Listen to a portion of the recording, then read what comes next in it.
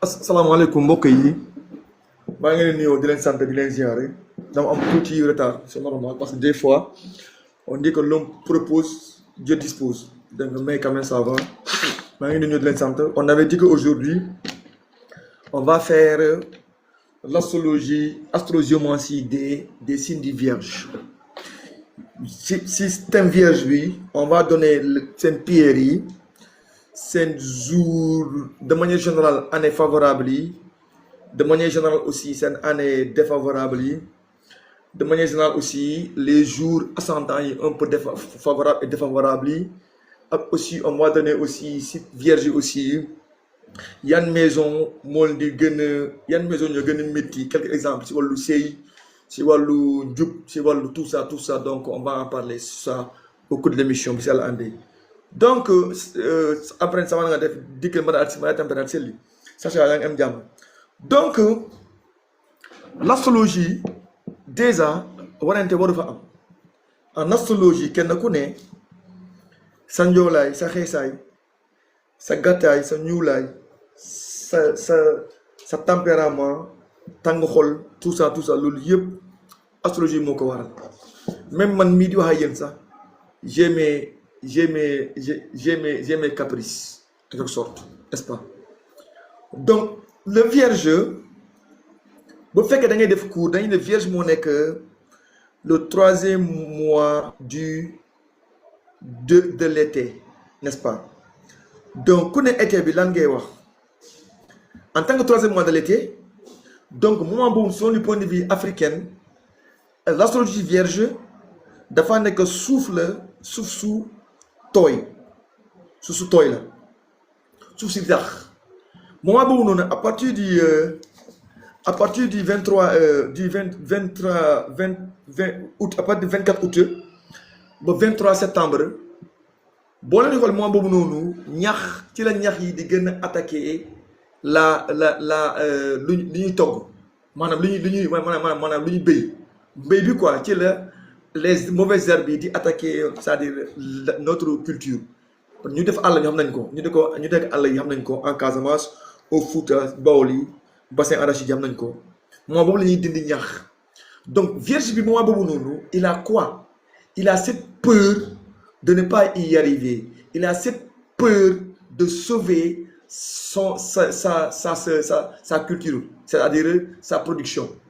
parce que ñax bu jàppee dugub wala bu jaayee gerte bi des fois da koy gàllam day tax gerte bi wala dugub bi du mën am du point de vue évolution bi day xaw a lent da koy sonal da ngay def sos dañuy ne ñaamoo kana ñoomuta wala ñaamoo kana sosomuta wala ñaamoo kana fen ka ñaamo bindee mooy ngoos ñun on tête en près olof Casamance dañuy ne ngoos désherber enlever les mauvaises herbes de notre jardin loolu mooy esprit du vierge la moo tax le vierge donc boo bëggee étudier les vierges si astrologie bi da ngay bàyyi cadre européen nga bàyyi cadre chinois cadre numérologie nga bàyyi lépp nga indi ko si domaine de africain le moo tax l'astrogéomantien moom il a une approche purement scientifique de chaque signe astral parce que da koy indi d'abord si makaan bi ak si zaman bi pourquoi vierge mel nii la moo tax vierge méticuleux la moo tax le vierge nekk quelqu'un de très persuasif quelqu'un de très ingénieuse quelqu'un de très méticuleuse il a le sens de la pratique le sens comme la rigueur scientifique dans tout son splendeur parce que tout simplement c'est un signe de l'été transit l'été donc il faut désherber la culture parce qu'il a cette peur de ne pas avoir la bonne récolte donc il a peur boobu moo koy ante le moo tax voici du point de vue astrologie africaine comment le vierge a hérité son intelligence à part ça aussi moment boobu nga xool ci la taw bi di bëri suuf si day tooy day tax boo demee au Fouta Casamance certaines zones un peu où la terre est argileuse day gis ne vierge bi c'est comme si suuf si muy dox la mais la terre en tant que telle il est trop imbibé d'eau donc la moo mën a am booy dox si suuf noonu cette terre glissante là cette terre mouvante là cette terre argileuse là cette terre boueuse là boo koy dox c'est avec l'esprit et non avec les pieds bopp bi mooy contrôler le mouvement des pieds les pieds pour nga mën a am équilibre sur cette terre là donc la terre du vierge en tant que telle c'est une terre mouillée mercure là moo gouverné vierge mais mercure c'est un mercure imbibé de l'eau c'est-à-dire il a un peu ce mouvement le moo tax le vierge bu nekkee les années gouvernées par le poisson booy def astrogéomancie booy defee les prévisions astrales en l'année du cochon vierge yi sont pas arrêtés parce que il peut mën nga am tool mais n'importe quel camp tu peux mën nga perdre toute la culture c'est comme si boo béyee nga jël le jardin nga jël océan yi nga jël mer bi ñëw da ngay arroser sa toolu naana day dig le moo tax vierge bi bu amee ascendant poisson da koy noyeloo du mën a da koy étouffer loolu moo tax sa longévité est à discuter loolu mooy dëgg ah oui parce que boo jëlee l'eau des masses nga am sa jardin bu ndaw nga bëgg a jël géeju l'océan Atlantique bëgg a arroser sa jardin mais c'est foutu c'est kaput donc le moo tax l'astrogéomancie dañ ne non man d'abord je vais faire une approche du temps du vierge xam nga donc c'est un signe de cadence loolu tax vierge yu bëre dans leur vie vierge dans le cas général c'est comme ça moom lu mu réussir dans sa vie bu toogee wax jaar-jaaram da nga koy yërëm xam nga donc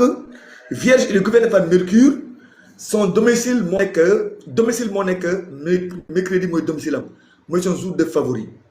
du vierge n'est-ce pas maintenant cette vierge là encore est répartie entre les décans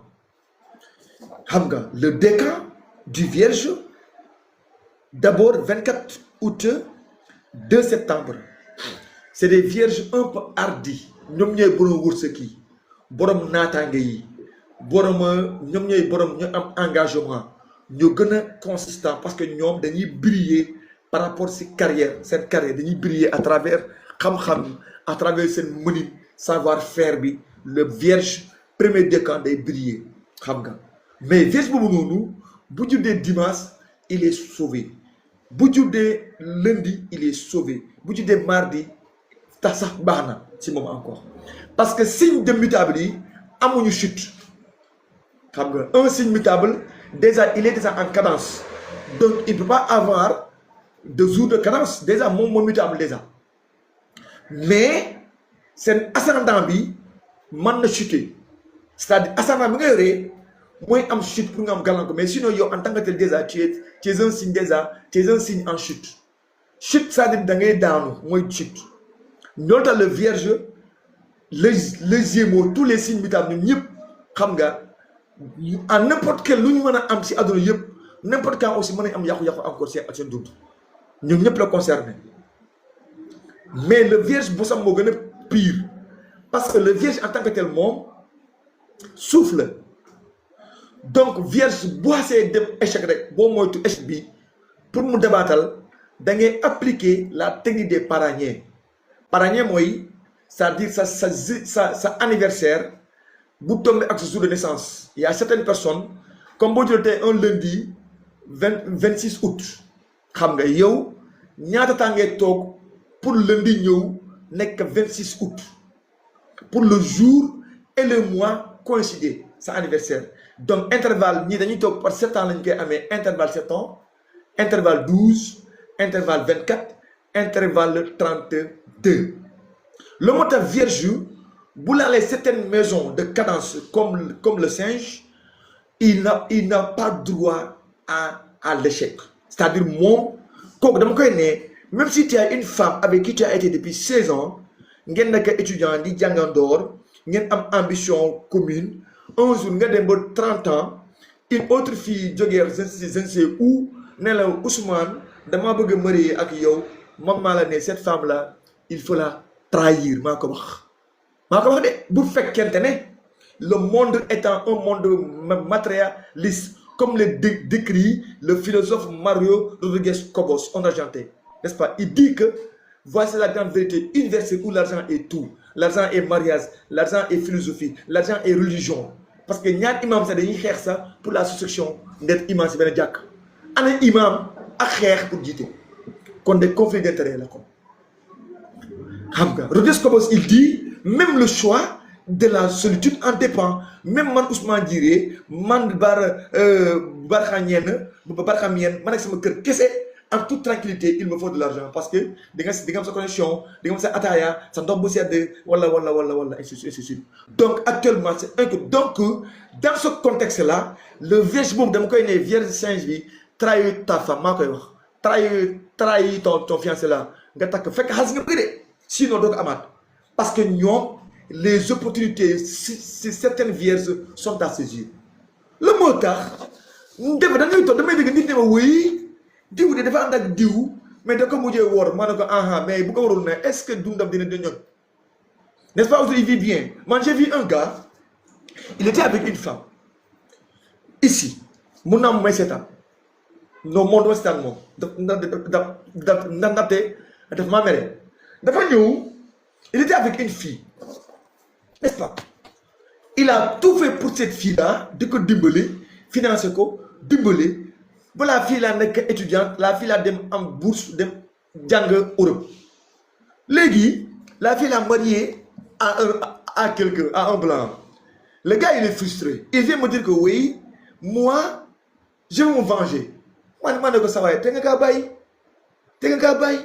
moom tey la fille la am na papa am na yaay am na sœur am na nijaay am na ay frères yu mën a jàppale boo ko yàqal tey lan nga siy gagné comme tu l'as aidé kay mu dem ba réussir mais yàlla dafa def mu bàyyi la dem toog ak keneen kay mais lépp lu mu mën a am dans sa vie tey yow wallahi azim bu ko xamul bu ko xam bu ko waxale bu ko waxul chaque jour un jour viendra dina toog tuuti mu ne ah vraiment de un jour a été de Ousmane m'avait aidé en tant qu'étudiant il dafa noonu diriger samay lépp samay ticket restaurant samay nangam mais c'est la réalité mais pourquoi aider la personne par mu bàyyi la nga ne waa ji dafa jaam la et pourquoi du yoon man de je ne ferai pas ce travail là comment indi ñooñu moo ko def je ne le ferai pas je ne le ferai jamais obligatoire jamais ndaxte man mi j'ai été aidé par d'autres et aujourd'hui ñoom ils ne voient même pas on ne se voit même pas te la réalité est-ce que aujourd'hui Tata Tiendou bu ne woon Ousmane de quand il était étudiant à Guinaw Rail man dama doon dimbali avec ce ticket là mais aujourd'hui j'ai même pas le numéro de Tata Tiendou j'ai pas son numéro mais xëy na peut-être demain si on s'entend on va en parler loolu mooy lu dëgg la femme que tu as aidée si elle te laisse-la parce que tu ne connais pas ses parents tu ne connais pas son signe tu ne connais rien d'elle donc nit day am peu de diligence ndax Dieu même dalay jox ruux jox la lekk jox la naan yow sa dooma sa toba ne yàlla jërëjëf yàlla donc julli mu lay bàyyi yaa ngi moy mu lay bàyyi yaa ngi njaalo mu lay bàyyi yaa ngi soxoree mu lay bàyyi yaa ngi def lépp mais Dieu te laisse ginnaaw yàlla moo la mën a bàyyi en toute tranquillité quand même une fille que tu as aidé un homme qui t'a aidé te laisse xam ni la tant mieux soit en fier mu dem bàyyi la sax danga koy wax nga ko waa góor yàlla defal jàmm yàlla na yàlla defal jàmm on continue donc le vierge singe normalement kooku la trahiré anyway logique la donc on continue le vierge deuxième décan ils sont gouvernés par quoi le vierge deuxième décan moom dañ ko gouverner du 3 septembre ba 12 septembre c'est les vierges hyper belles vierges yi rafet yi vierges yi am taar yi vierges yi set yi vierges yi ordonnées yi vierges yi bëgg lu baax surtout vierge bu judd vendredi day il ascendant en balance elle vit comme en balance femme bu clean la une femme extraordinaire bu amee année serpent n'importe quel homme peut vendre sa maison son héritage jox ko ah oui damay dëkk le vierge deuxième décan né année serpent xam nga ñooñu ñooy jinne yi day surtout bu amee vendredi mu am 6 moom ascendant vénusien yi tabaarkalla macha allah mais attention mais si cette femme là est née en détriment ascendant chute mu nar a année serpent mu nar a am taar femme bi elle peut être la plus grande encore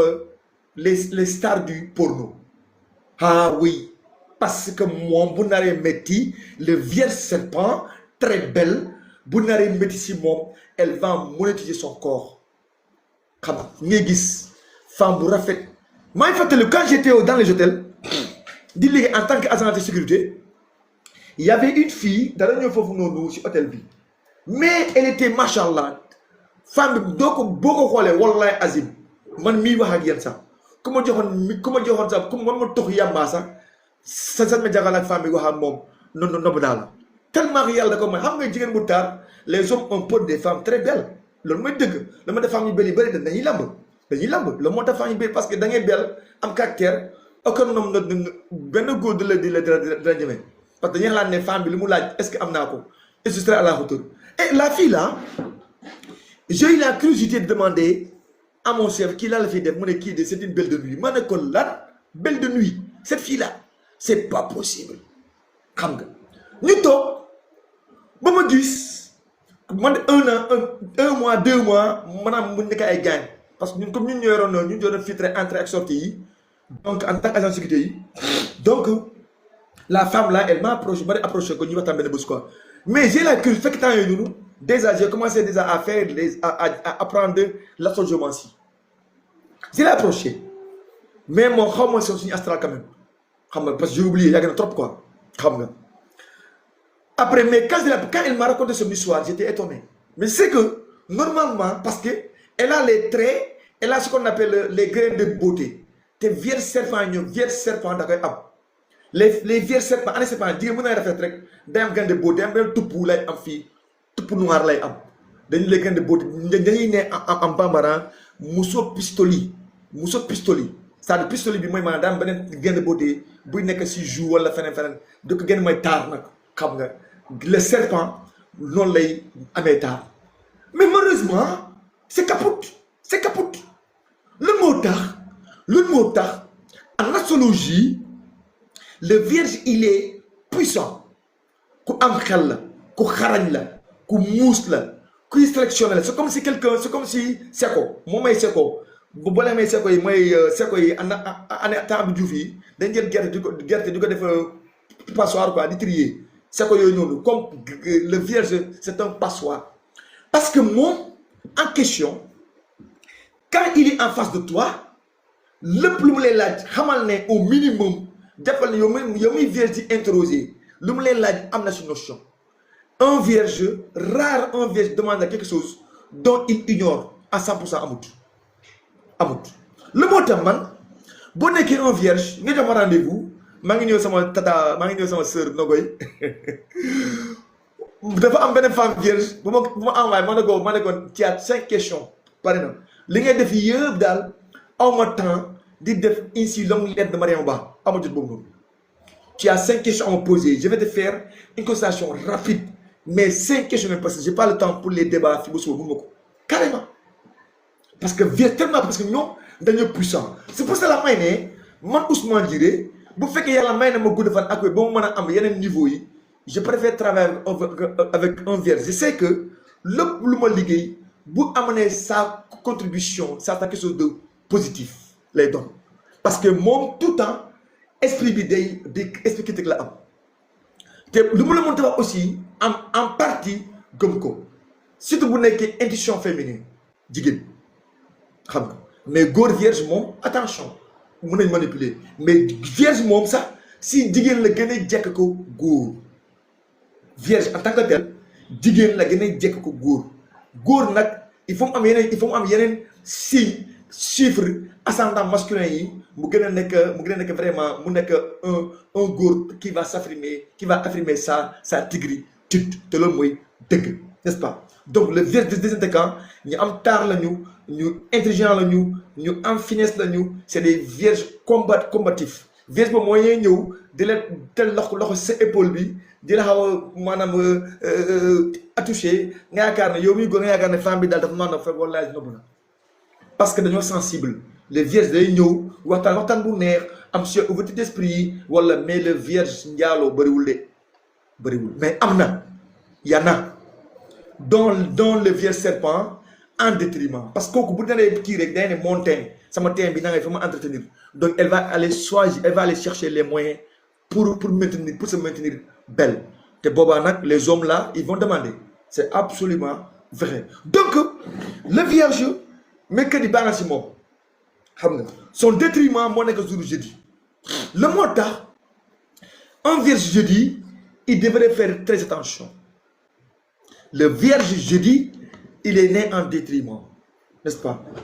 léegi vierge bi léegi boo ko jëlee maintenant xam nga à travers les années le vierge troisième décan d'abord les troisième décan du vierge c'est les personnes les plus ñoom ñoo gën a crack ñoom ñooy crème yi nag crème vierge troisième décan surtout ñu fay juddu samedi ñu fay juddu dimanche c'est des gens extrêmement puissantes vierge troisième décan parce que ñoom maintenant elles ont l'intuition le plus développée parce que Mercure daa mayee xam-xam Mercure daa taxaw nit Mercure day tax nit toujours lu muy sóobu da koy xoolaat xam nga l'intuition toujours Mercure day sikk day ne est-ce que c'est vrai est-ce que li mën a nekk est-ce que naxu lalu ko est-ce que c'est le Mercure day indi c'est-à-dire la stratégie dans la communication dans la recherche c'est-à-dire parce que Mercure mooy kenn kan doni donc quoi allez kenn kan doni c'est-à-dire moom moo nekk zaahir xam-xam zaahir day xool benn mbir nii rek en filigrane nii la koy xoolee rek mu mën a sax dem ba gëstu ko càmbar ko C'est comme si, comme le disait le philosophe Heidegger, il disait que, comme nous, donc, les sciences admises, parce que vierge, le plus américain, d'avoir un esprit critique. Les gens, il faut que nous ayons un problème. Tout le problème réside maintenant dans ce sens-là. Parce qu'en astrologie, on dit que si tu te crois trop intelligent, tu vas te perdre finalement dans tout. Ah oui. Le motard, même en classe, même dans les entreprises, la personne la plus talentueuse, parce que nous, nous maîtrisons, nous savons, donc nous avons trop de rigueur, il s'applique. Parce que l'autre là, il est assuré. Donc, parce que l'autre assurance, moi, je suis intelligence à 100%. Dédé. Nit, c'est comment? Assurance, moi, je suis intelligence. Ah oui. Yakin bi. Quand les gens sont moi, je suis non, est-ce que, le motard, un militaire, un chef de l'armée, il me disait, Ousmane, toi, tu n'es pas bon pour l'armée parce que tu réfléchis trop. L'armée n'est pas faite pour réfléchir. Dédite. Amour réfléchir. On te dit, tu fais.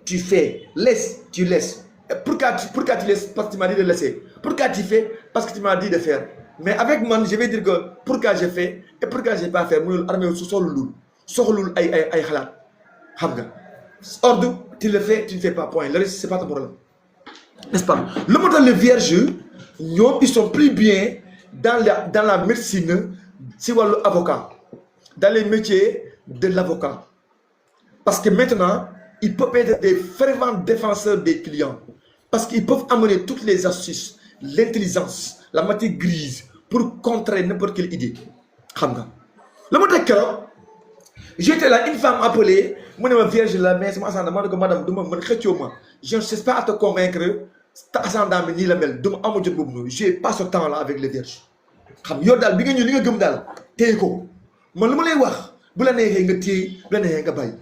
n'ai pas le temps pour convaincre les gens. Baziran ou Naziran. Yalla nga yoni rek demal dal annoncel waxal jotali lu dess dal ko lijeenti ku gem khairun ku gemul dal sama nama man no lay def. C'est comme ça que je vis parce que man chef moy sama serigne te mom la gem xam nga a beau parler ni lay gem dañ lay gem ni dul gem dul lay gem légui na ni la wa non j'ai entendu Condé demal xol parce que en astrologie le envoie vierge na luma ko sonal tuti parce que ki diw wax na nangam yow nga nangam légui na man ko amo jot bobu non soit dang may gëm wala nga gëm diw parce que on est aussi très nombreux ici au Sénégal on est très nombreux dans le monde entier il y a plus de beaucoup d'astrologues donc bo bëggé mo bëgg compte ko indi nga non est-ce que non je ne fais pas du tout avec ça le may deug parce que si un vierge me dit que oui qu'est-ce que tu penses de quelqu'un m'a dit, il t'a dit, est-ce que anyway, le mot trop d'intelligence d'un unique problème. Finalement, dans les toxiques, il y a un problème. Quand on a une commission fille, il y a un gars, une femme qui a appelé, son frère était vierge coq. Le ko wax du ko dégg. Légui nak zami ci nonou. Est-ce que moi, toute ma vie à te convaincre? Jamais de la vie, je ne le ferai même pas. Parce que moi, tu fais ce que tu as à faire, tu fais ce que tu as à faire. En tout cas, nous, ce qu'on va faire, nous allons publier, nous allons nous réalité. Donc, le vice en tant que tel, donc, nous sommes puissants là, intelligents là, là. Mais, si vous voulez, tous les livres du monde pour faire un concours, d'ordem. Parce qu'en philosophie, sur l'État, combien de philosophes ont parlé sur l'État? Rousseau, Thomas Hobbes, hein, Adam Smith, combien de synthèse de Canterbury, sur Thomas Daquet, combien de tous les œuvres là, pour étayer, pour traiter un sujet de dissertation, un sujet de dissertation en philosophie, tu vas te perdre. Soit tu te bases sur Nietzsche et Rousseau, Jean-Jacques Rousseau, tu fais ton travail. Ou bien tu prends le vêtement, hop, tu traites ton travail. Ou bien, et ainsi de suite. Donc, nous avons dit qui, khalat bu beuré baxul ci nit. Blocage la indi. Baxul. Le motard, il faut éviter les extrêmes. Extrémités. D'accord, donc éviter. Trop fort et trop con baaxul. Si tu es trop con, tu es foutu. Si tu es trop fort, tu es foutu. Xam nga. Tous les meilleurs étudiants yi ñoo nekk di traîner. J'en fais partie. Oui, j'en fais partie. Dañuy traîner. Oui. Donc on continue. Le vierge maintenant, troisième décan, c'est un vierge spécialement, il est puissant. Moo gën a xarañ moom lu mu rêvé bu la ko waxee gëm ko kooku s'il parvient bu parvient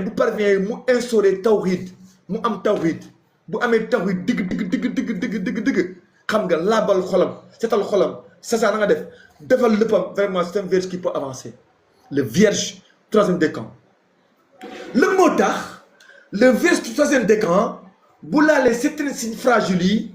elle devient dangereuse à la maison. Vierge troisième décan nekk année chèvre nekk année singe nekk année coq nekk année dragon boo koy sa kër attention bu nekk sa xarit attention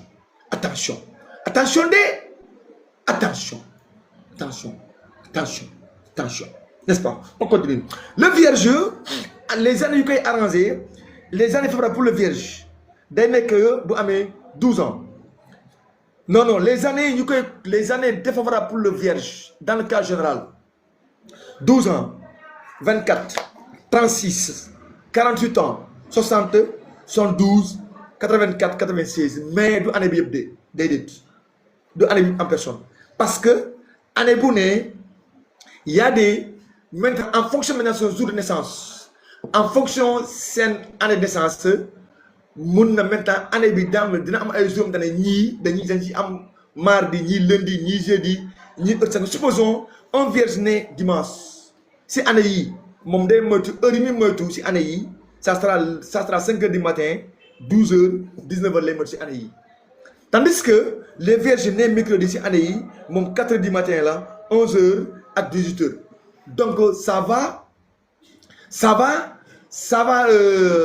varier par rapport à année parce que année yooyu c'est les années de année yooyu noonu mooy année détriment yi léegi année détriment yooyu noonu bu fekkee aussi yow vierge nga amee ascendant chute c'est-à-dire un vierge ascendant balance des mercredis il est en chute donte mercredi bi aussi dafa nekk domicile mais chute lay indi donc foofu noonu si année bi normalement bu si amee problème je dirais catastrophe la xam nga donc bu nekkee wala un vierge aussi ascendant poisson né jeudi si année yi tamit catastrophe la moom il est dans ses pires années lay nekk moom bu si amee feebar moom mooy biir métti c'est la mort wala opération n'est-ce pas te loolu mooy lu am donc le vierge donc année yi mooy année yi muy moytu les années favorables pour le vierge n'est-ce pas day nekk bu amee 6 ans 18 ans 30 42 54 ans 66 ans 78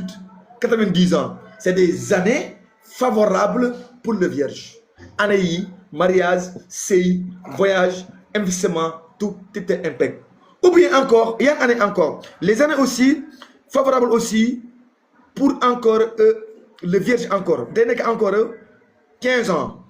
27 ans 39 ans 51 ans 63 ans 75 87 année c'est des années aussi favorables aussi pour le vierge encore année balle aussi Simon, n'est-ce pas? Le vierge maintenant à travers le cycle des 7 ans xam nga l'année bu gën a dangereux pour le vierge yëpp mooy diggante moo nekk on est vierge le Saturne Mercure ba mu lay ñëw Mercure diggante 7 ans 14 ans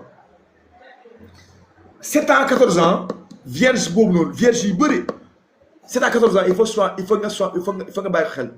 le vierge 7 ans à 14 ans xam nga booba il est non baax na c'est bon non 28 ans à 35 ans astafurlah 28 ans à 35 ans parce que moment boobu la Jupiter du gouverner donc boo nekk un vierge en détriment ascendant en chute wala ascendant en détriment ou bien exil rétrograde yooyu nga am ko si année diggante 28 ans ba 35 ans il faudra faire très attention à toi. Parce que ça sera les pires années. Tu peux même frôler la mort dans ces années-là. Surtout année, il faut que tu tombes année comme ça agent lunaire pour le gouverner, oui agent pour le du tout. C'est-à-dire que un vierge né 90 fait que l'année bi est gouvernée par le fer. Là sa vidéo de ben. Wala nga nek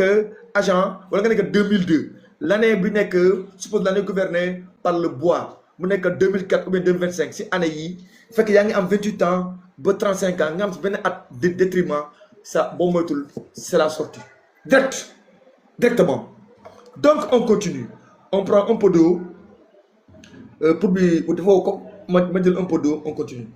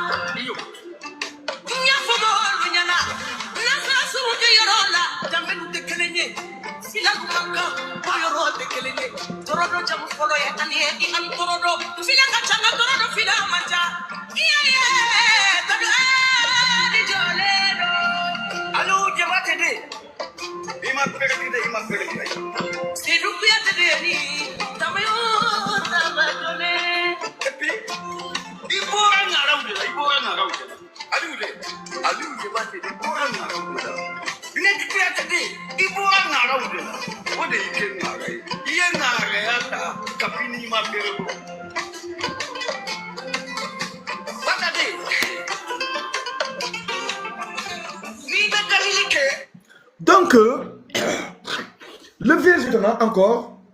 là encore, le vierge maintenant, il y a un ascendant, il y a une année encore, en résumé, que nous avons favorisé. Supposons, le vierge qui est année rare, il y a 4 vierges très puissants, c'est Zodiac B. Vierge, 4 vierges qui ont donc à seguir. Nous sommes impeccable. Mais le vierge le plus têtu, beaucoup taqué,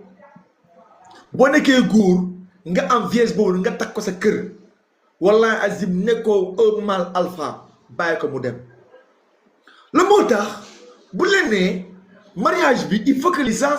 xol la compatibilité entre les personnes. Fi lañuy waxé parce qu'il y a des mariages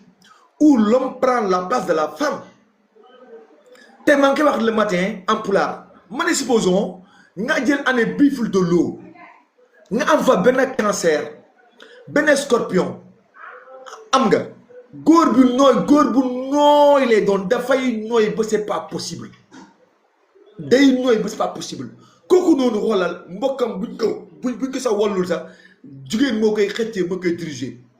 Xam nga il devient mooy góor yi ñuy muur góor yi dem sëy seen këru jëkkër yi. Quand c'est bifle de l'eau, il y a un bif barna. Quand c'est bifle de l'eau, d'ailleurs c'est mon moyen de saisir. D'ailleurs que moi saisir jabaram. Le taureau même bifle non. Le scorpion bifle de l'eau pareil. Poisson bifle de l'eau pareil. Nous les mour, nous c'est jabari. C'est madame qui défie ça.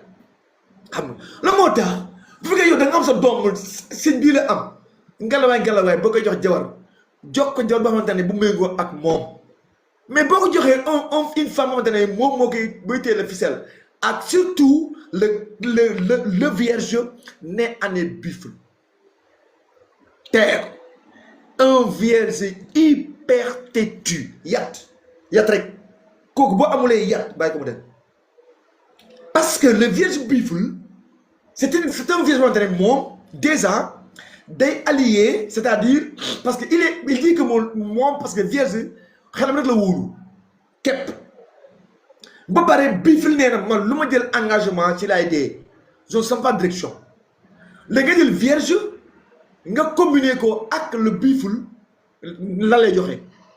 non non non non non catastrophique xam nga mais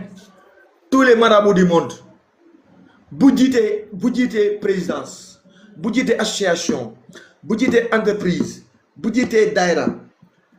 bu jiitee lu mën a jiite personne y a aucun marabout bu ko mën a liggéey si ay suul kese déedéet elle va bouger nulle part kon de nag virus boobu noonu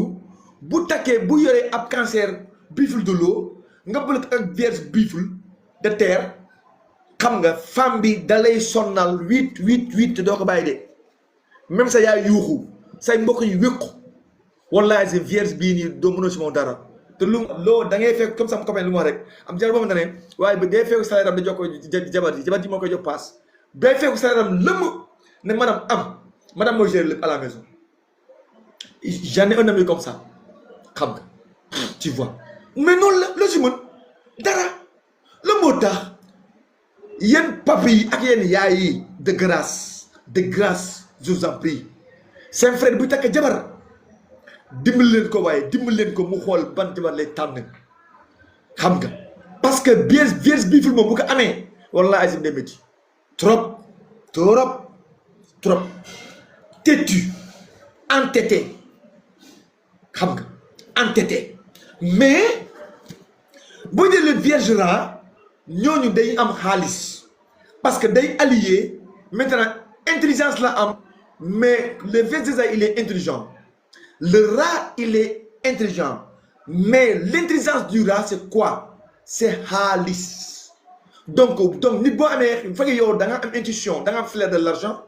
nga am un signe intelligent c'est bon le moteur vierge rat scorpion rat poisson rat ñoom ñëpp dañuy am xaalis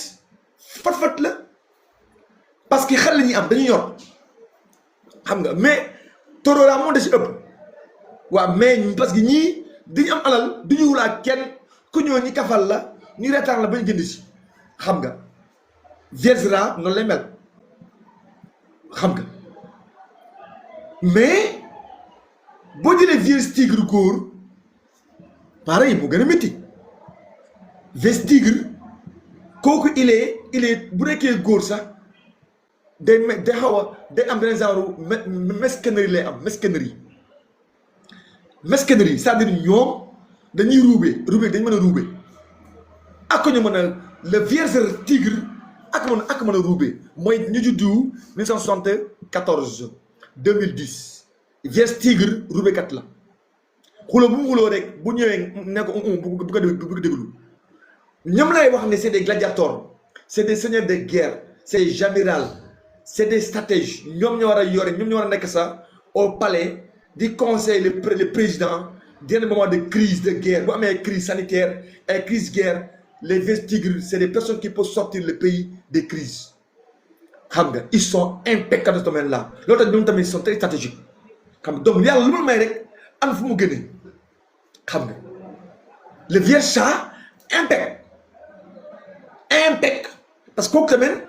c'est un gars boo xamante ne ñoom souvent dans la manière de faire c'est un gars qui il n'aime pas les erreurs le vierge chat déteste les erreurs non xam nga le mot ta j'ai un ami un ko fi moo ko un commandement mu ne ma daa bëgg tabax kër dañ beaucoup de maçons l'ont trahi ma ne ko va chercher un vierge chat mu tabaxal la si sa kër xam nga te loolu mooy lu am xam nga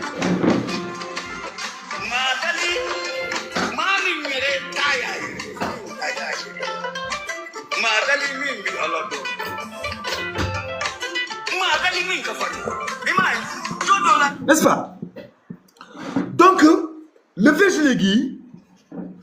bu fekkee te dafa nekk année le vierge dragon attention femme dragon boo ko takkee fekk muusoo jàngoo bépp góor bu jàngul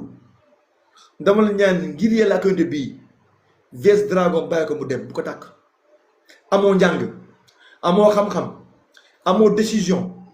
laisse les vs dragon tranquille xam nga vs dragon bu jigéen dangaa voyager nekk Dubaï nekk Inde nekk Côte d'Ivoire nekk Allemagne femme vs dragon bàyyi ko mu dem bu ko tàkk laisse-la tranquille laisse-la tranquille parce que fekkente da nga nekk tey supposons quelqu'un qui est en France nga marié une vierge dragon européenne xamal ne jour boo leen amee problème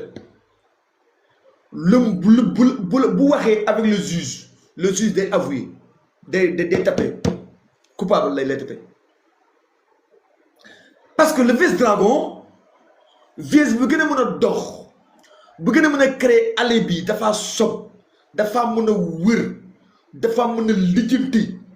parce que déjà vierge dafa sob vierge déjà dafa sob fépp lay dugg vierge dafa sob ñoom leur esprit ça cherche ça tàng partout day tàngee léegi nga boole ak dragon catastrophe la parce que déjà mu toogee rek xel bi ngay yar si benn mbir rek automatiquement day ne xaaral li di loolu te bu ñëwee ne monsieur mon mari dama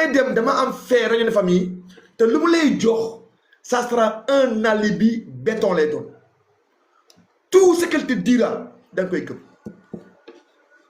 munoo si dara vs dragon alibi. Un jour il y a une femme dafa envoyé yàgg na de bu ma dara commencé sama seet en 2022 femme yi envoyé ma xaalis seetal ma ne ko non demain tu m'appelles. C'était à 8h. À 14h, elle m'appelle. Ousmane, damay dem suba voyage quoi. Fay dem fofu nonu amul réseau. Xam nga rek dama parce que fofu dafa soré amul réseau nanga ma ne ko waa dëgg naa la. Ma ne ko dëgg naa la. Ma pare ma ne grand pape gis kii li muy wax ni waxul dëgg. Mu ne ah bon ma ne ko wallahi pape xaaral rek léegi laa ko seetal tout de suite devant toi ma confirmer ko. Ma seet ko ma ne ko madame je sais que yaa ngi da ngay voyager mais suba moom doo voyager moom. dama suba voyagé woo suba après ma seetal ko ba pare femme bi daf 6 mois daf ma daw presque 1 an la ma daw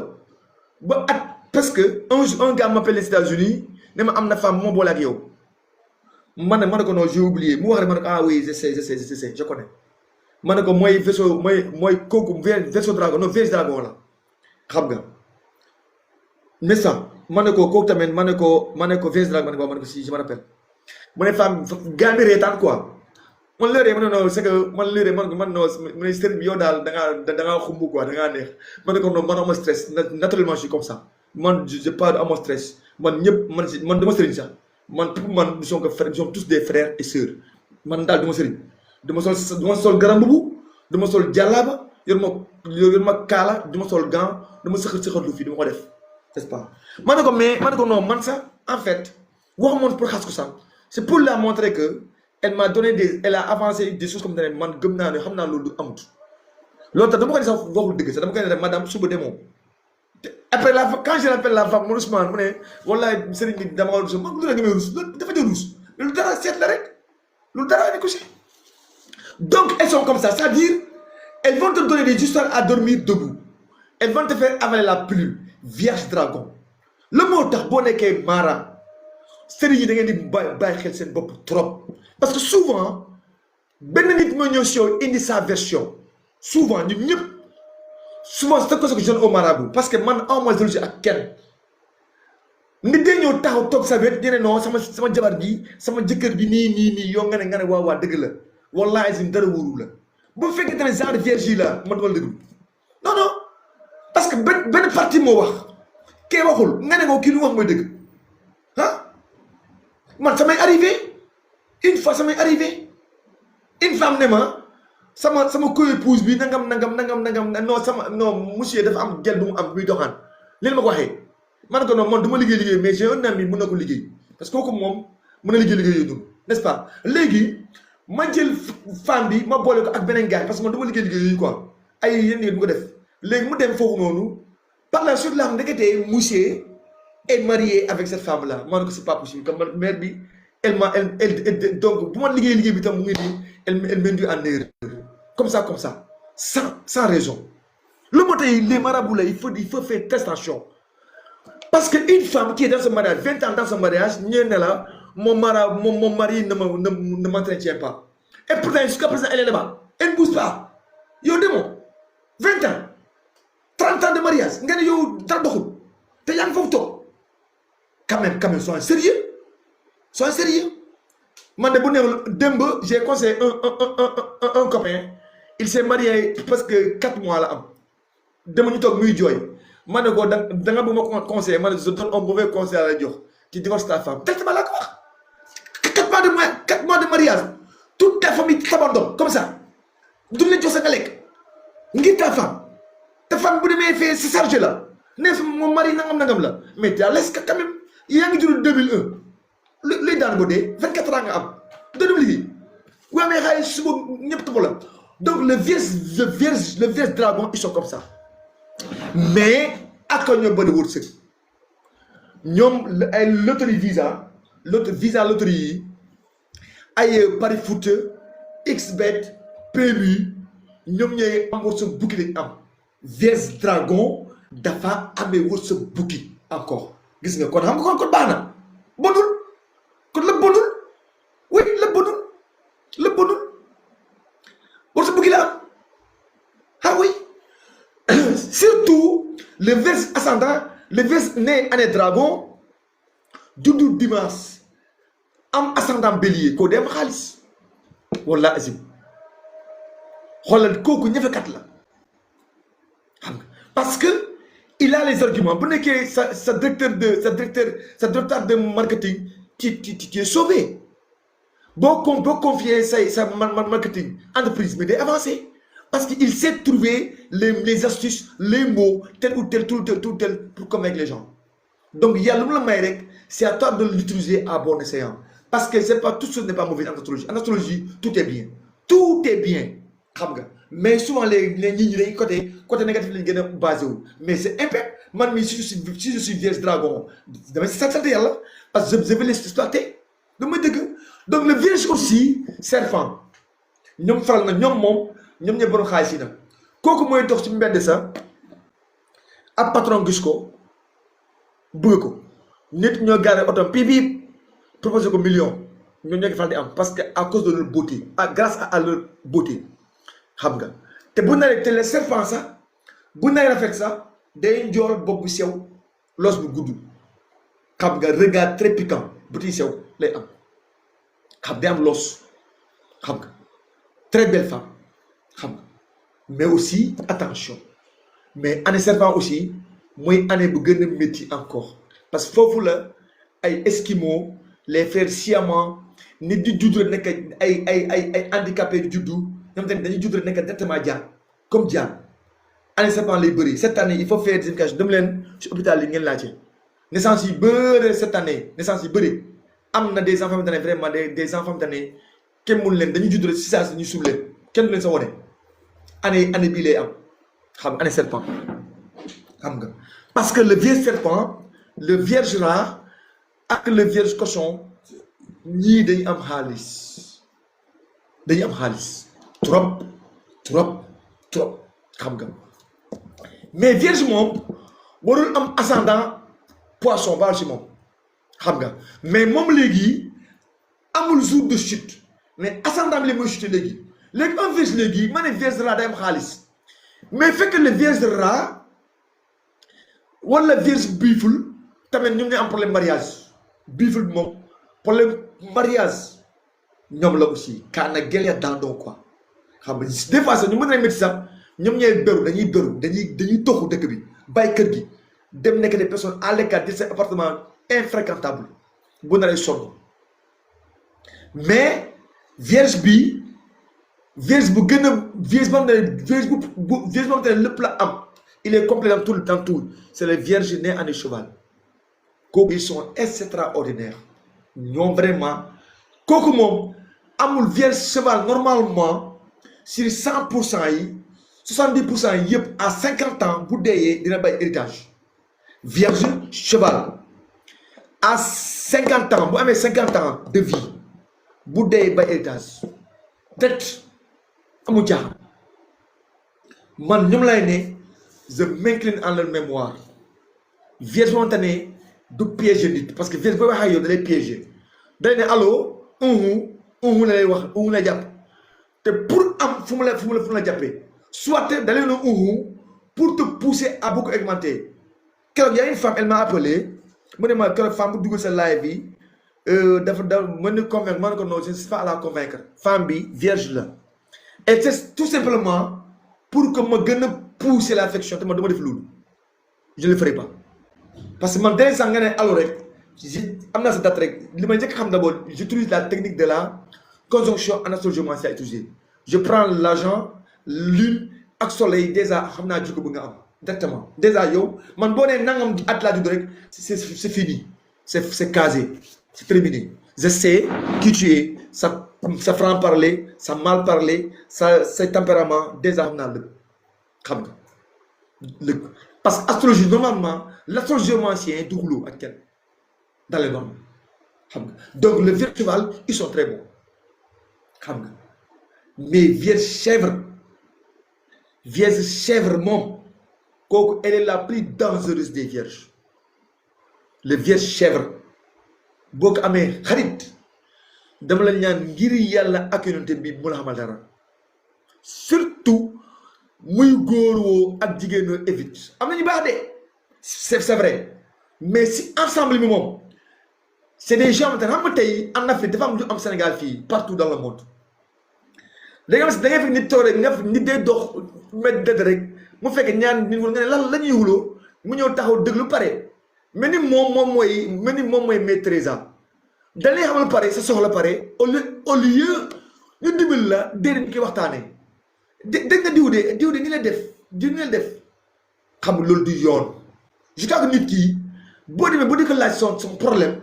tu devrais être en mesure vraiment demander des solutions soit solution mën na nekk solution morale solution en même morale sa baax na ngay dugg ko mais bu paree information bi xam nga regardez les entreprises au Sénégal entreprise Sénégal yëpp saa bu gars yi xëyee 8 heures bu ñuy xëyee 8 heures kon ne ku ne depuis sa maison ba entreprise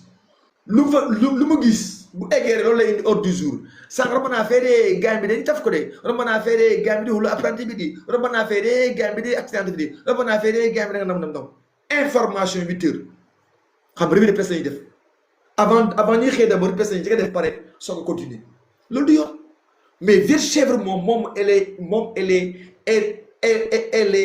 est extraordinaire parce que moom souvent da ngeen kat moom poson la vierge chèvre poson la de du ñoom ñëpp nag de am nañu si baax nag mais en partie en majorité vierge chèvre moom bu nekkee sa même xale bu ndaw sax bu nekkee sa kër boo amee doom vierge chèvre sa kër bu fa indi sa gel billah bu ko indi même mu nekk xale bu ndaw même si elle a 3 ans booy na tël yaay papa indi na nangam xam nga bëgg jigéen nag surtout ñoom aussi elles ont le choix elles font le beau yeux aux femmes grosses xam nga oui par leur pays bi lu ma am pays bi parce que man j'ai travaillé au moins dans les entreprises liggéey naa j'étais agent sécurité j'ai fait pas mal de ay villa ay xoolal man j'étais dans un villa à Wakam dans un villa à Wakam dama ñëw mbindaan bi léegi ma ñëw femme dafa am patron dafa am ku koy seet quoi patron moom elle est bien ku baax la parce que femme bi lu mu añ këram loolu ngay lekk mais kii la dafa rax quoi métis la quoi belge la un jour mu ñëw week-end ma nekk foofu guddi ma nga la fanaan après sa benn xaritam ñëw ñàkk ñëw femme bi daf ko baax la de daf lépp añ da ngay reer ba suur tu as tout mais xarit bi ñëw un jour femme bi ma ne ma oui monsieur Ousmane viens oui il paraît que on vend des sandwichs à la boutique ma ne ko madame on vend pas de sandwichs à la boutique on vend que du pain et du thon te man du ma lekk kooku ne beneen femme ne ko pourtant gars yi man du ma lekk pain thon sax du ma ko lekk man pain thon dama lekkee dama allergique si jën xam nga parce que kooku dafa ñëw rek bëgg a jël patron bi pour mu changer sax suñu menu bi mu ne non agent yi boo ko joxee boo joxee agent bi njëgu sandwich c'est trop cher na dem boutique dañ fay jaay sandwich pain ak thon mayonnaise l'ordinaire la ah mais ça c'est quelle méchanceté lu ba mu amee comme temps je fumais la cigarette dama doon tox ma jël ma dañ jënd café Touba kaas café Touba man nag ma reer ma gedd reer bi ma nag toog fee temps je fumais trop na très nerveux na parce que temps yi dama doon jàng astrologie ma doon jàng nag parce que yàggul c'est pas yàggul noonu xam nga ay 2013 comme ça 2014 ma dem naan café femme li ma gën a bañ laa def dama naan café pare jël si tuux samay Malboro pare fekk si biir café bi dem teg ko si kaw machine à laver bi ma xëy matin ne ñëw ma allo jiree femme bi woote na fi de nee na moom da ngaa tuux cigarette ak ma ne ko war ma ne ko waaw ma ne femme bi nee na daal yow da nga tuux fii doo nuyoo ma ne ko ndox man bëgg ma foofu de façon man sa bëgg ma foofu man c'est comme ça man partout où je vais au travail bu ma neexul je quitte là-bas oui loolu moo dul yoon yow joxoo nit ki lekk joxoo ko naan nga luñ koy jox noonu loolu dafa cher dañ jëndee pain de mayonnaise ah ça c'est sérieux ça c'est ça le Sénégalais da nga bëgg a may ni si xaalis sax ne non ma wàññi li daa bëri oui ak a bëri même européen sax dañ koy dal il faut que ngeen bàyyi jikko boobu da ngeen bàyyi jikko boobu baaxul loolu c'est pas bon baaxul yow mayoo nit ki xam nga nit kenn di ko defar nga ne non bu ko may kii am na wala diw nangam du yor la yaa ngi demal te moo la ëppale loolu du yoon avec ça ñu ne nous sommes dans un pays inimal mumunu ikhwa pare nga ne yow si sama je suis sa mbokku jullit la mais négatif tu m'aimes pas donc on continue anyway donc le vierge bu nekkee chèvre attention à lui la femme elle est douce si kaw tranquillement c'est un cadeau très bien emballé couverture machallah très bien emballé mais à l'intérieur bombe là parce que elle n'a pas sa langue elle a la langue fourchue surtout bu nekk chèvre métal non ça c'est pour que chèvre de l'eau wala chèvre du bois ah papa sur chèvre vierge chèvre bois chèvre de l'eau non ça secret que nëbbu ko même si dañuy fay ngeen def réunion famille arrêtez ça bu mu ko yëg xam nga te elles ont la manie pour les c'est que góor la day bëgg a jigéen bu ndaama am balcon am ginnaaw aka ñu bëgg loolu une femme très dëju nekk nag taille nu koy ngeen nga xam ni koy sa encore jéem gàtt daal taille gàtt yooyu noonu ndaama yooyu rek xam nga ils ont ça dëgg bëgg xam nga j'en ai eu ces cas pareils. Il y a une femme dafa ñëw fii femme bi dafa jógee France ñëw fii son mari a une femme ici léegi mari bi dafa am xale bu mu yor am na xale bu mu yar kër gi benn xale bu góor boo vierge la femme elle ne peut pas s'entendre avec son mari ma ne ko donne-moi la date de la maison jox ma date naissance yi ñu nekk si kër gi quoi parce que bëriwul mais toujours ay wax lu wax bi tout temps day feeñ la femme maa donné mun na may déglu femme bi mu fii la nekkoon fii yo fii la nekk je crois léegi elle est en France quoi bu ñu ma date bi quand elle m'a donné l'homme là ma gis vierge chèvre ma ne ko madame ki ma nekk sa kër parce que le mari il a 2 femmes le mari c'est un homme d'état il est dans l'état xam nga ram machallah léegi le mari ça lu bu mun na def voyage d'affaires mais bu ñëwee il est au courant de tout ce qui se passe derrière lui la femme ma ne ko fii seen na dinaa indi fii seen ma ne ko sa solution daal lii du affaire dëkkandoo kër gi la nekk jox ma date yi kan bi ma ne ko kii la effectivement ça oui donc baaxul nit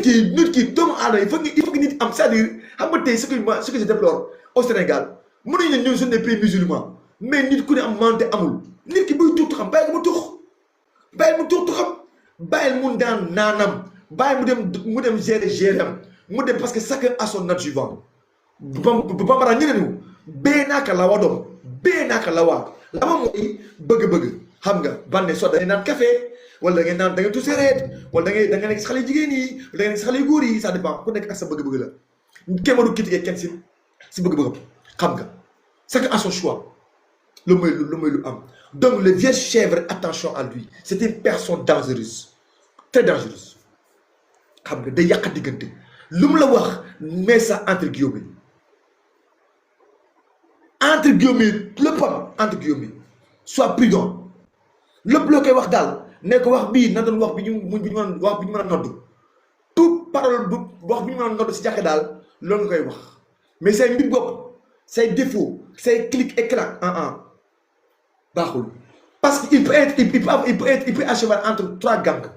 xam nga moom il partage avec les vierges dragon aussi pareil mais dragon moo tax dragon moom dafa sob dafa dëj kumpa moom il day cherche day dëj kumpa xam nga donc un vierge chèvre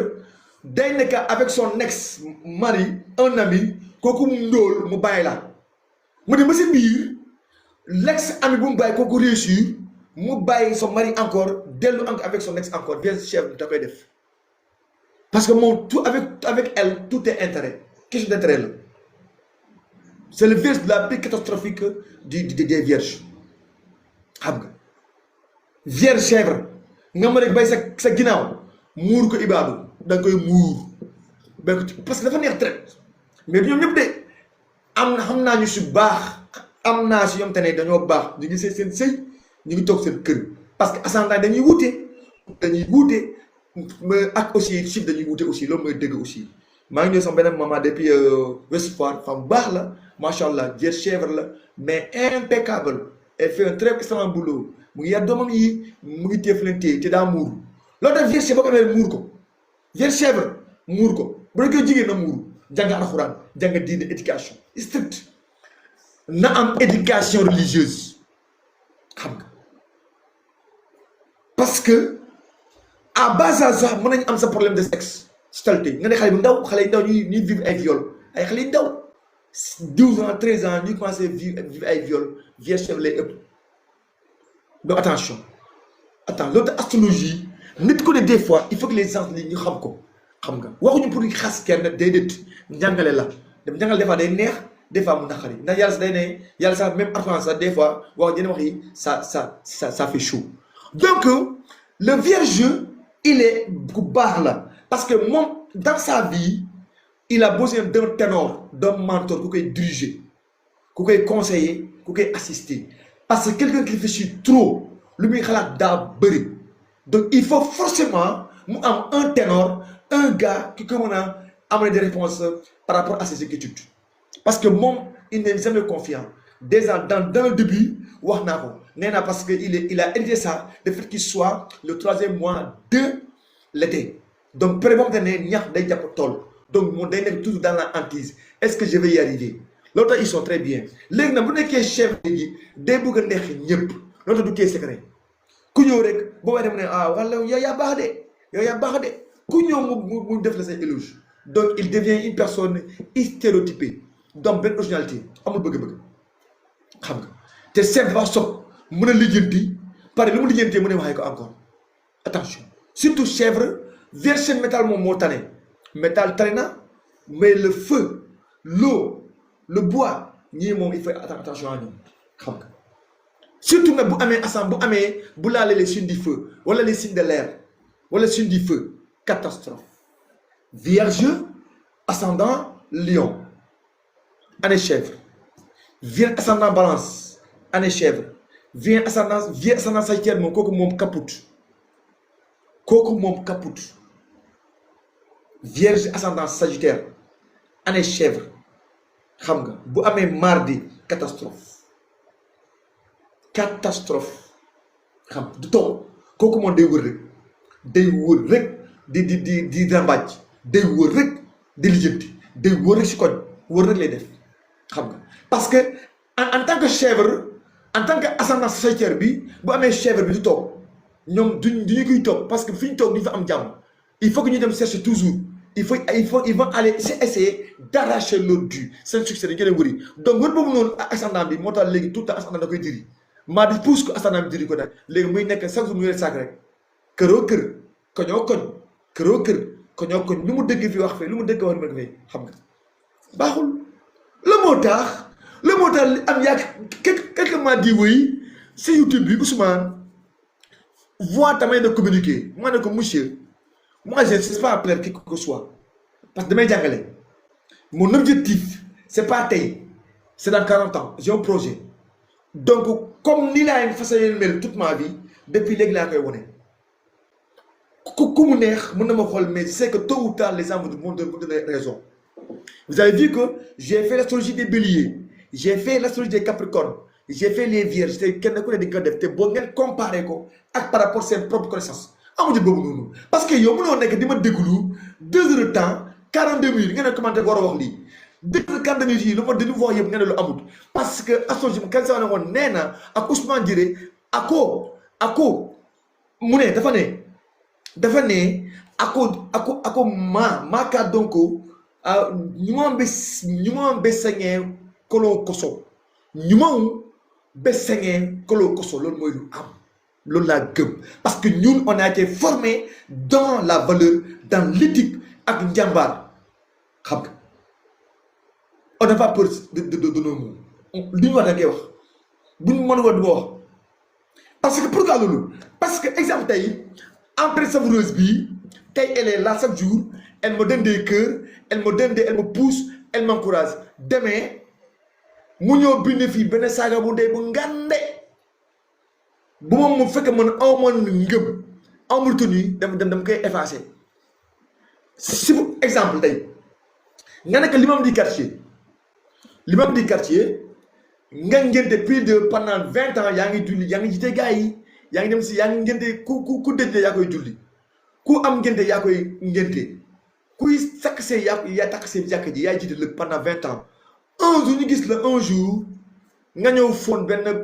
ñu ne ñu jël la viol ak benn xale bu jigéen wallahi azim 20 ans travail bi nga def fii yëpp ça sera dans l'eau loolu la astrologie loolu la yàlla xam nga parce que li nga liggéey lu bëri yëpp dañ ne ndeke day waaj nii la mel pourtant descend ñu koy wax yëpp ils ont oublié que tu as servi 20 ans de ta vie dans le quartier à assister qui que ce soit xam nga mais benn infraction mu ndaw rek kese benn bisu bu nga jël benn femme bu 12 ans ñu ne la fa ndeke de imam bi ndeke de nii la mel te ñu si wax yëpp dara wóor leen lu ñu ci ñu wax ils vont dire nii la mel c'est comme si yow tu es coutumier des faits c'est comme si toi tu es coutumier aux faits da ngaa tam def yi yëf yi fekk ndeysaan ndogal del na mu ne ñu ma be sengee kolon koso ñu ma abe sengee kolon koso nga jël gerte bu bëree dugg si gémmiñ di yéey benn gerte bu ndaw rek day tax nga tufli lépp nga togg sa mbana ceeb mu rafet lool boo ko yekkee si potsambur kenn du ko lekk parce que potsambur moo tax te pourtant potsambur bu bees pour les doon ñu ma be sengee kolon koso ñun loolu la ñuy gëm en astrologie aussi xam nga donc lan moo tax en astrologie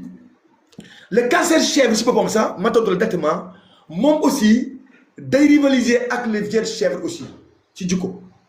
ah oui prochaine fois dinaa ñëw si benn signe scorpion laay def prochaine fois cancer chèvre tamit il rivalise avec les vierges chèvres même jikko la ñuy am attention c'est un cancer aussi très fort àndale bi victimisation gaaw a jooy loo def mu jooy fekk mooma oui yaa ko bindee ma tontu la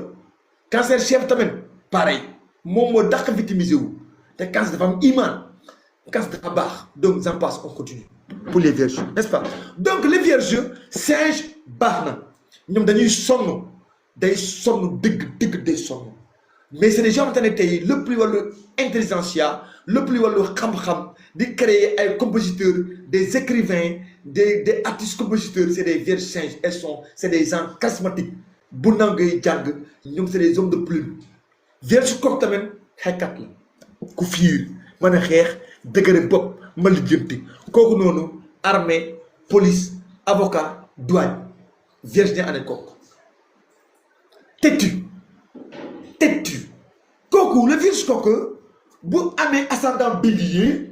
wala ascendant lion né dimanche c'est un vierge ingérable xam nga bu nekkee góor pour mu nekk ak jigéen sa day métti parce que ñoom dañoo am mun nañu moral mais bu ñu xasee tàng c'est fini c'est des sens communs nous on les appelle les sens communs xam nga les sens communs keroog rek femme bi wax na femme bi wax na son frère là buy am problème ak son kii même cas yooyu la xelkat la fiir la xetkat la xam nga le vierge chèvre moom tamit da koy niroo ak le gémeaux ascendant gémeaux pareil gémeaux ascendant gémeaux ak vierge chèvre kiif ak cancer chèvre kiif mais leen wuuteel si cancer moom day téye boppam kooku moom du foofu mooy problème bi quoi moo leen wuutale mais kiif le gémeaux ascendant gémeaux le vierge né année chèvre cancer né année chèvre pareil tom même ñoom ñëpp boo leen tegilee blanc bonnet blanc la lan moo tax l'astrologiomancien il a la maîtrise de tous les signes astrales parce qu'il sait que day am na foo xamante ne signes yi dañuy nuru xam nga n'est-ce pas te lu muy dëgg lu muy lu am lii bu fekkee ni da ko jàng si livre doo dem parce qu'il y a aucun livre qui peut te faire sortir ça amut donc le vierge bi ñu baax lañu la couleur du vierge couleur am yi maa ngi ciy ñëw n'est-ce pas xam nga donc couleur vierge yi ak paire yi dama koy joxe tout de suite là on se libère donc vierge yi couleur am dafay nekk généralement couleur bleu vert orange gris mooy couleur vierge bi bana si moom trop en dehors ça aussi maintenant par rapport ak année mun na encore des secondes couleurs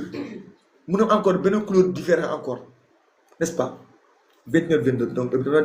j'ai fait 1 heure temps 22 minutes donc on continue j'accélère maintenant le vierge aussi en tant que vierge aussi pierre yi takk loolu pierre xam nga le vierge né 24 août 24 ba 28 août du 24 au 28 août seen pierre dafa nekk pierre de lune mooy seen pierre n'est-ce pas les vierges nés le 28 au 2 septembre 28 août jusqu'au 2 septembre leur pierre c'est le saphir la vierge nés 3 septembre ba 8 septembre le 3 le 4 le 5 le 6 le 7 le 8 seen pierre moo nekk le rhodochrosite xam nga rhodochrosite pierre bu rare la lan moo tax ma ne leen ne les pierres astrales 72 la 72 pierres kese la amul leneen maintenant par rapport couleur yi mën na diversifier mën na bëri mais nu mu bëri yëpp 72 la divisé entre 360 degrés chaque signe astral am 5 pieds 1 2 3 4 1 2 3 4 5 6 chaque signe astral am 6 pierres 6 fois 12 mu nekk 360 mu nekk 72 képp jeex na léegi chaque 5 degrés zodiaque bi chaque 5 degrés ñoo bokk pierre 1 degré 2 degrés 3 degrés 4 degrés 5 degrés ñoo bokk pierre nga nekk 5 degrés 6 degrés 7 degrés 8 degrés 9 degrés 10 degrés ñoo bokk encore pierre noonu lay demee loolu mooy lu am xam nga loolu mooy lu am n'est-ce pas donc les vierges nés le 8 septembre le 9 septembre le 8 au 13 septembre 8 9 10 11 12 ba 13 seen pierre moo nekk le quartz les quartz yi nag dafa bëri ay quartz dafa am quartz diamant quartz rutulé quartz rose mais quartz bii quartz diamant lay doon quoi ba mu ne day weex tal xam nga quartz diamant lay doon quoi quartz bu weex tal la comme vert lay doon comme couleur diamant lay doon quartz diamant lay doon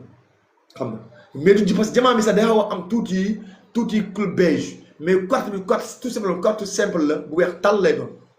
quartz kese la quartz blanc lay doon day weex comme vert xam nga loolu moo tax maintenant le vierge né le 13 septembre le 14 septembre le 15 septembre le 16 le 17 et le 18 septembre ñoom seen pierre moo nekk la tourmaline les tourmaline bi léegi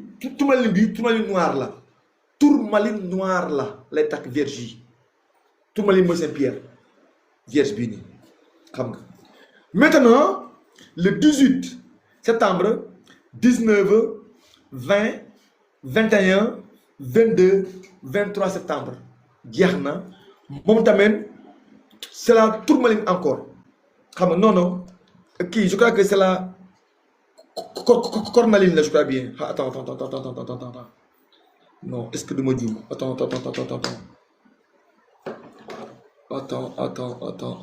je crois que c'est la cornaline là oui effectivement oui c'est la cornaline voilà tourmaline donc c'est la cornaline 18 septembre 19 septembre 20 septembre 21 septembre 23 septembre c'est la cornaline encore tu vois donc si vierge yi seen pierre yi à partir du pierre de lune la saphir rhodochrosite quartz blanc tourmaline noire ak cornaline 5 pierres jeex na abana pew le moo tax maintenant si dëkk ma demande wooy vierge day takk améthyste man weddi ma ko de weddi ma ko day takk leneen du ma ko weddi mais man en astrogéomancie luy pierres yi moom lu ma jàng man si astrogéomancie yi 72 pierres la point divisé entre 360 degrés du zodiaque xam nga chaque 5 degrés bokk benn pierre donc tu as 72 pierres chaque maison zodiacale am 5 pierres lay am selon le degré premier degré au 5 degrés benn pierre 5 degrés à 10 degrés benn pierre donc loolu la je crois que les jours à venir aussi on va parler des degrés en astrologie foofu tamit beneen domaine la bu intéressant encore n'est-ce pas donc vierge yi en tant que tel jàppale nga ne amul chute mais ascendant mooy chuté vierge léegi yan semaine de vie moo gën ci moom semaine de vie gën ci moom ci vierge yi day nekk semaine de vie 1 moo gën ci moom 3 moo gën ci moom 5 7 ak 9 ñoo gën ci moom jeex na léegi mun naa am semaine de vie 2 ça maintenant foofu noonu ça dépend maintenant du jour maintenant mais bu amee semaine de vie 1 même bu nekkee jeudi la juddu en détriment la wax un vierge ne jeudi en détriment semaine de vie 1 man Ousmane Dieng nee naa kii baax na xam nga loolu mooy normal dëgg loolu mooy lu am les semaines de vie maintenant ça sera en fonction du jour de naissance mais dans le cas général moom vierge moom bu amee semaine de vie 8 bu nekk vierge kooku il devient un gars hyper têtu bu nekk semaine de vie 2 mu juddu supposons jeudi année chèvre kooku bàyyil mu dem kooku laisse la partir parce que kooku bu ñëwee sa kër nga jox ko lekk ñox ko naan loo ko wax la mu wax mu ne gonga vierge jeudi semaine de vie 2 vierge samedi semaine de vie 2 vierge semaine de vie 6 vendredi vierge semaine de vie encore 4 nekk aussi vendredi kooku bu ñëwee sa kër mu nekk chèvre mu nekk singe mu nekk encore l'autre là encore dragon jokko lekk bu mu suur nga ne de koñ bi de dégg naa kee de faat bi de dégg naa faat moom jëkkëram nanga ma ne yii kaay ma wax la elle connaît tout elle va commencer à raconter yow cukkal rek nga bàyyi mu dem te bu ko contrôle buy wax booy wax ak moom il faut être très prudent avec les vierges parce que lépp loo leen wax dañ koy maîtriser point par point virgule par virgule loolu tam boo xulee ak moom bu la nar a waxal li nga ko waxal il va te rendre les mots textuellement ba indi te après xoolal da koy non attention le mot tax amitié comme le décrit le philosophe Nietzsche nee na l'amitié c'est une âme dans 2 corps donc une âme dans 2 corps moom je crois que loolu day jafe donc nit ku ne da nga retenu ngay am xam nga amitié am na de man j'ai un ami man j'ai un vrai ami sama xarit la dama ko nëbb waaw mec laa ko tudd il s'appelle mec Mamadou Alignan sama xarit copain keuse la waaw un jour le jour il m'a dit Ousmane durant toute notre vie musuma dégg nga wax moom lu ñaaw te chaque fois da may défendre te man fu ma koy défendre mu mus ko fekkee ko quand il me l'a dit je me suis senti frustré amitié am na de vrai ami am na moom kooku c'est mon ami wallahi azim oui kooku moom bu ma dee sax wallahi azim bu doon bu jëlee sax sama jabar sax nangu naa ko il peut même hériter de ma femme nangu naa ko wallahi azim billah wallahi barke Cheikh Tidiane bu ma dee wax na ma madame El Manta c'est Mamadou Alioune Ndiaye mën na ma doon tranquille kooku il est bien bu ma dee mën na ma doon oui c'est normal amitié am na mais amitié avec un vierge soit prudent vierge cancer chèvre nga jël gémeaux singe balance chèvre yooyu noonu yëpp il faut les éviter ak dragon yi wala le sagittaire tigre à éviter ñun ñëpp dañuy dox dañuy wër xam nga mais vierge cochon kooku day am xaalis vierge chien kooku tamit dafa baax trop ça c'est un modèle kooku il peut avoir un salaire de 100 000 francs mu dàq la kër dàq la dund dàq la lépp vierge chien moo la gën a tuuti no salaire gën laa dàqale si lépp imbravable te loolu mooy lu am donc je crois qu'on a parlé des vierges donc je prends un vierge laa jël boo nekkee vierge ma jël la boo dul vierge ma coupé ma wàccee la allo oui arrête allo oui fooy def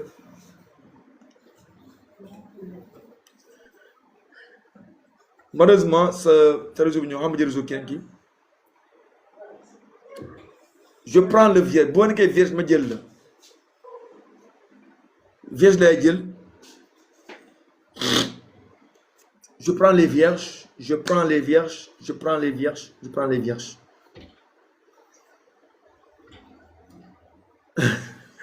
loolu moom ci kanam loolu moom xanaa on peut tout vous développer aussi on a assez parlé donc maintenant moom mu ngi si sama YouTube bi moo pare juste maa ngi def si YouTube bi ngeen ne foofu noonu ngeen am ko en intégralité quoi loolu la donc je crois que on a assez parlé des vierges donc vidéo bi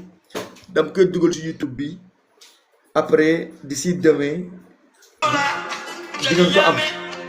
ngeen ko am voilà après ça ngeen télécharger ngeen déglu ko donc prochaine fois aussi je crois que prochaine fois je ferai les lions parce que lions yi ñoo gën a lion duñu demander quoi prochaine fois lion lay def parce que lions yi ñoom duñu demander ils sont sages quoi lion gis nga benn lion demandé wul mais scorpion yi verseau yi ñoom ñooy demandé si intelligent yi ñoo demandé wul donc prochaine fois c'est promis je fais les lions inchallah donc asalaamaaleykum donc malheureusement j'ai terminé donc